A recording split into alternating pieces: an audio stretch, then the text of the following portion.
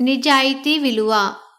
చెంగయ్య నగల దుకాణంలో భద్రయ్య గుమ్మస్తాగా పనిచేస్తున్నాడు.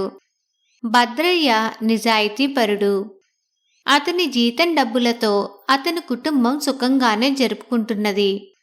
కొన్నాళ్లకు భద్రయ్య కూతురికి పెళ్లి ఈడు వచ్చింది. పెళ్లి ఖర్చుకు కనీసం 1000 రూపాయలన్నా కావాలి. భద్రయ్య తన షావుకారును అప్పు అడిగాడు. కాని షావుకారు వ్యాపారపు చిక్కులు సాకుగా చెప్పి అప్పు ఇయ్యలేను అనేశాడు. ఒకనాడు తారాచంద్ అనే ప్రసిద్ధ వడ్డీ వ్యాపారి వజ్రాల హారాలు కొనటానికి చెంగయ్య నగల దుకాణానికి వచ్చాడు. అది పనివాళ్లంతా భోజనానికి వెళ్లిన సమయం. భద్రయ్య లెక్కలు రాయడం పూర్తి చేసి కొట్టు కట్టేద్దామనుకుంటున్న సమయంలో తారాచంద్ వచ్చాడు.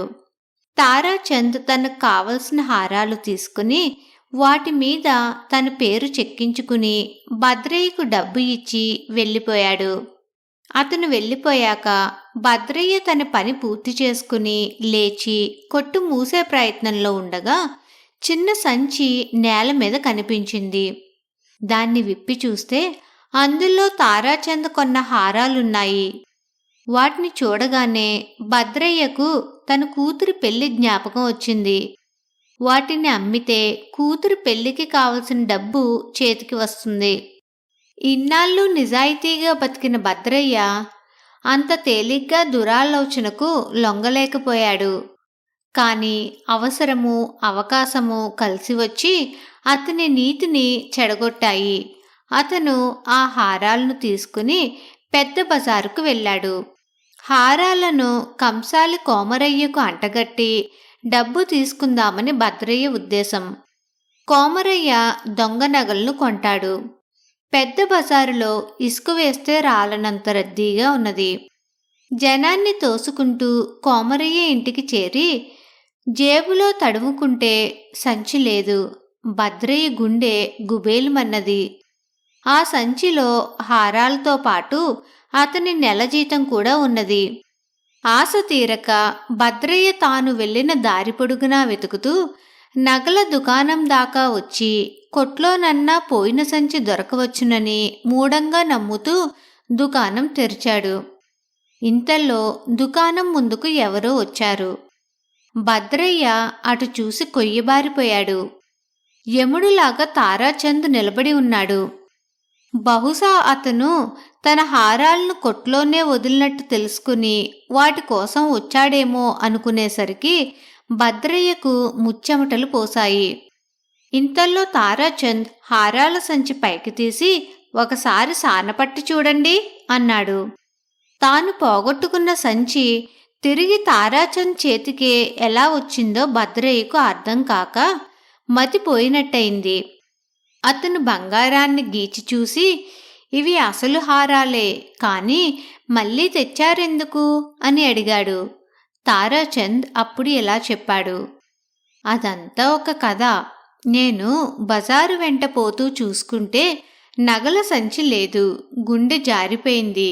కాస్తా కూస్తానా 20,000 సరుకు. వెర్రెత్తినట్టు అందర్నీ అడుగుతూ అంతటా వెతుకుతూ ఇంటికి చేరాను. మా ఇంటి వాకిట ఒక కుర్రవాడు కూర్చుని ఉన్నాడు. వాడి చేతిలో సంచి ఉన్నది. దాన్ని చూడగానే ప్రాణం లేచి వచ్చినట్టయింది. అందులో నా హారాలున్నాయని గుర్తులు చెప్పాను. ఏ తల్లి బిడ్డడో కాని నీతి నిజాయితీ గలవాడు. ఆ సంచి నాకు ఇచ్చేశాడు. నేను వాడికి 1000 రూపాయలు బహుమానంగా ఇచ్చాను. మళ్ళీ అనుమానం వచ్చింది. హారాలు అసలువో నకిలీవో తేల్చుకుందామని వచ్చాను అన్నాడు. తారాచంద్ నగలు తీసుకుని వెళ్ళిపోయాడు. భద్రయ్యకు నవ్వాలో ఏడవాలో తెలియలేదు. నగలు చేరవలసిన చోటికి చేరాయి. తన జీతం డబ్బులే పోయాయి. భద్రయ్య మళ్ళీ దుకాణం మూసి కాళ్ళీడ్చుకుంటూ ఇంటికి పోయి తన భార్యతో దాచకుండా జరిగిందంతా చెప్పి తన దుర్బుద్ధికి శిక్షగా నెల జీతం పోగొట్టుకున్నానన్నాడు. భద్రయ్యను అతని భార్య ఊరడించడానికి ప్రయత్నించింది. కాని నెల గడిచేది ఎలాగో ఆవిడకు అంతబట్టలేదు. తాకట్టు పెట్టించడానికి ఆమె తన చేతి బంగారు గాజులు తీస్తుండగా భద్రయ్య పెద్ద కొడుకు చంద్రయ్య వచ్చాడు. వాడు తండ్రితో ఇలా చెప్పాడు. నాన్నా, ఇవాళ ఏం జరిగిందో తెలుసా? నువ్వు మామూలు వేళకు ఇంటికి రాకపోయేసరికి నిన్ను భోజనానికి పిలుద్దామని మీ దుకాణానికి వస్తే దుకాణం మూసి ఉన్నది. దుకాణం మెట్ల పక్కన ఒక చిక్కం సంచి పడి ఉన్నది.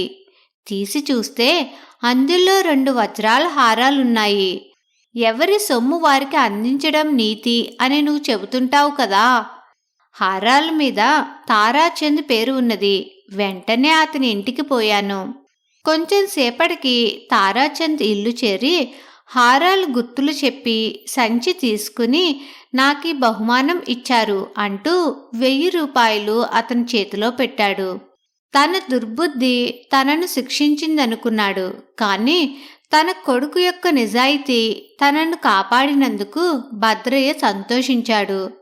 తారాచంద్ ఇచ్చిన బహుమానంతో భద్రయ్య కూతురి పెళ్లి ఖర్చులు గడిచాయి. భద్రయ్య ఇక మరి ఎన్నడూ దురాశకు పోకుండా నిజాయితీగా ఉంటూ కలకాలం కుటుంబంతో సంతోషంగా జీవించాడు.